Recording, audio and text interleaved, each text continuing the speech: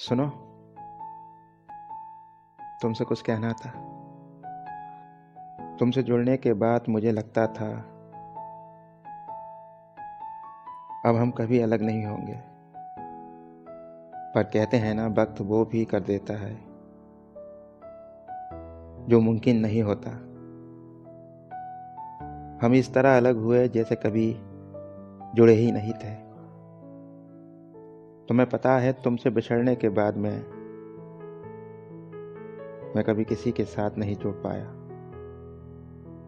क्योंकि किसी से जुड़ने का अर्थ होता है एक दिन उससे बिछड़ना,